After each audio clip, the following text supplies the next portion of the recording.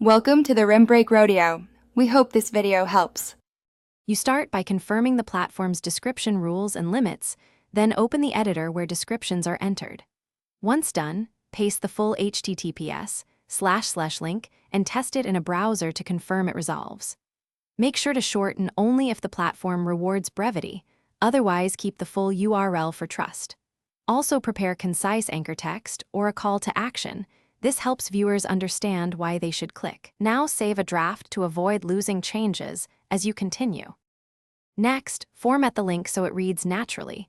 You can use a short descriptive phrase followed by the URL in parentheses. If tracking matters, append UTM parameters like UTM source and UTM campaign so analytics capture clicks, and test the final URL again.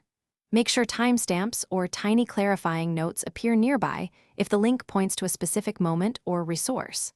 Finally, check that the platform doesn't strip parameters or convert the text into non-clickable plain text before publishing. When you publish, test the link on desktop and mobile to verify clickability and landing behavior.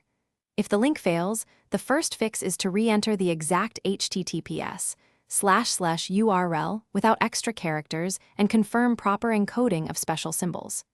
Make sure your UTM parameters are joined with and correctly. Incorrect syntax can prevent loading. If a platform strips links, consult its policy or use the comment /pinned post as an alternate location.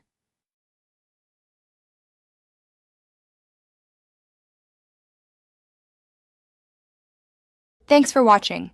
Consider subscribing if we helped you.